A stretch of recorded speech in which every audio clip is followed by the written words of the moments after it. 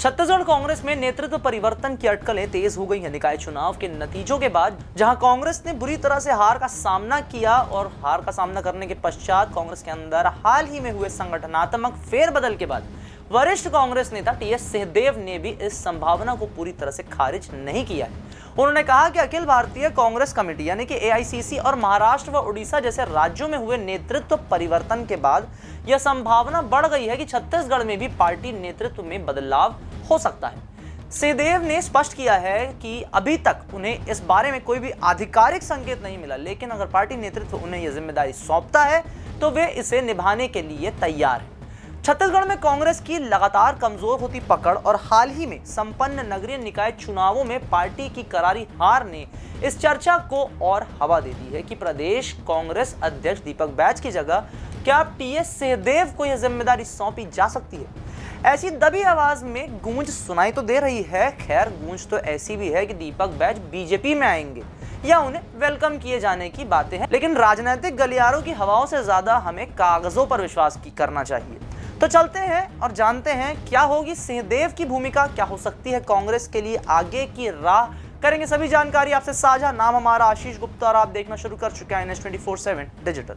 TS Singhdeo Chhattisgarh की राजनीति में एक अनुभवी नेता के रूप में जाने जाते हैं और पूर्व मुख्यमंत्री भूपेश बघेल के राजनीतिक प्रतिद्वंदी भी माने जाते हैं। हाल ही में भूपेश बघेल को पंजाब कांग्रेस का प्रभारी नियुक्त किए जाने के बाद इस संभावनाओं को बल मिला है कि अब छत्तीसगढ़ में पार्टी की कमान सिंहदेव को सौंपी जा सकती है। हालांकि उन्होंने स्पष्ट किया है कि उनकी प्राथमिकता फिलहाल सरगुजा क्षेत्र में पार्टी को पुनर्जीवित करना है, जहां कांग्रेस को 2023 के विधानसभा चुनावों में भारी हार का सामना करना पड़ा था।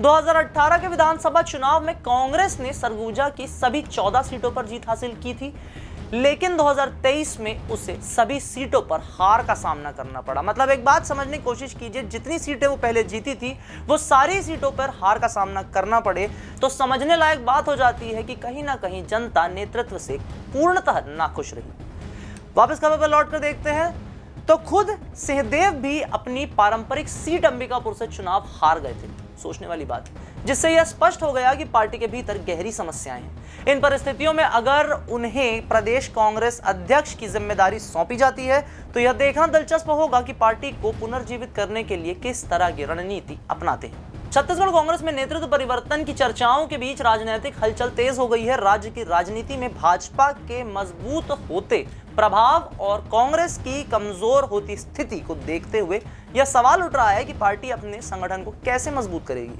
नगरीय निकाय चुनावों में कांग्रेस की हार के बाद पार्टी कार्यकर्ताओं के मनोबल में भारी गिरावट देखी गई है, जिससे यह साफ संकेत मिलता है कि पार्टी को मजबूत नेतृत्व की जरूरत है।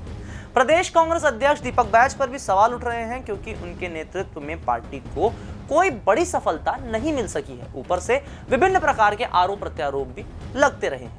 ऐसे में पार्टी के भीतर यह मांग तेज हो गई है कि एक अनुभवी और जनाधार वाले नेता को कमान सौंपी जाए। सिंहदेव का कहना है कि अगर उन्हें यह जिम्मेदारी दी जाती है तो वह पूरे प्रदेश में जाकर कार्यकर्ताओं को फिर से सक्रिय करने का प्रयास करेंगे और जनता के बीच कांग्रेस की पकड़ को मजबूत करने की दिशा में काम करेंगे।